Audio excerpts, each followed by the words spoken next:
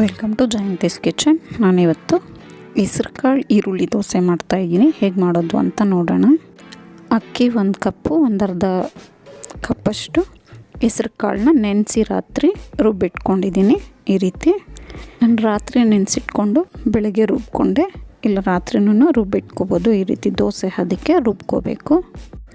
ಇದಕ್ಕೆ ರುಚಿಗೆ ತಕ್ಕಷ್ಟು ಉಪ್ಪು ಸೇರಿಸ್ಕೊಂಡು ಒಂದು ತವ ಮೇಲೆ ಈ ರೀತಿ ದೋಸೆ ಮಾಡ್ಕೋಬೇಕು. ಅದರ ಮೇಲೆ ಸಣ್ಣಗೆ ಹಚ್ಕೊಂಡಿರೋ ಈರುಳ್ಳಿನ ಸೇರಿಸ್ಕೋಬೇಕು. ಈ ರೀತಿ ಎಲ್ಲ ಅದರ ಮೇಲೂ ಸ್ಪ್ರೆಡ್ ಮಾಡ್ಕೊಬೇಕು. ಈ ರೀತಿ ಎಲ್ಲ ಕಡೆನೂ ನಾವು ದೋಸೆನ ಹರಡಬಾರ್ದು, ಸೆಟ್ ದೋಸೆ ಥರ ಮಾಡ್ಕೋಬೇಕು. ರುಚಿಗೆ ತಕ್ಕಷ್ಟು ಉಪ್ಪು ಉದುರಿಸ್ಕೋಬೇಕು ಮೇಲೆ.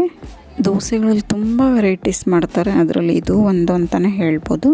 ಮತ್ತು ಚಿಲ್ಲಿ ಪೌಡರ್ನು ಮೇಲೇ ಉದುರಿಸ್ಕೋಬೇಕು ಖಾರಕ್ಕಾಗಿ. ಮತ್ತು ಎಣ್ಣೆ ಆಗಲಿ ತುಪ್ಪ ಆಗಲಿ ಯಾವುದಾದ್ರೂ ಸೇರಿಸ್ಕೋಬೋದು. ಈ ರೀತಿ ಎರಡೂ ಕಡೆ ಗೋಲ್ಡನ್ ಬ್ರೌನ್ ಬರೋವರೆಗೂ ಬೇಯಿಸ್ಕೋಬೇಕು.